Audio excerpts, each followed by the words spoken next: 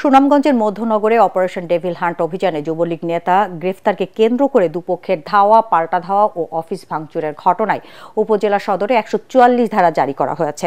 শুক্রবার রাত থেকে মহানগর বাজার এলাকায় সভা সমাবেশ ও মিছিল নিষিদ্ধ করে 144 ধারা জারি করেন উপজেলা নির্বাহী কর্মকর্তা ও নির্বাহী ম্যাজিস্ট্রেট উজ্জ্বল রায়।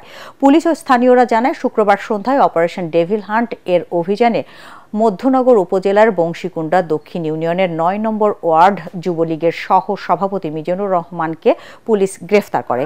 এ নিয়ে উপজেলা বিএনপির সাবেক সাধারণ সম্পাদক আব্দুল কাইয়ুম মজনু ও জেলা যুবদল নেতা শহীদ মিয়ার লোকজনের মধ্যে দ্বন্দ্ব শুরু হয়। শহীদ মিনার দাবি, গ্রেফতারকৃত মিজানুর রহমান বিএনপির রাজনীতি করতেন। এ নিয়ে দুপক্ষের মধ্যে ধাওয়া পাল্টা ধাওয়ার ও অফিস ভাঙচুরের ঘটনা ঘটে। উভয় পক্ষের মধ্যে উত্তেজনা বিরাজ করায় রক্তক্ষয়ী সংঘর্ষের আশঙ্কায় বাজার ও আশেপাশের এলাকায় সভা সমাবেশ মিছিল নিষিদ্ধ করে 144 ধারা জারি করা হয়। মধ্যনগর উপজেলা নির্বাহী কর্মকর্তা উজ্জ্বল রায় বলেন, আইন শৃঙ্খলা পরিস্থিতি স্বাভাবিক রাখতে উপজেলা প্রশাসন 144 ধারা জারি করে।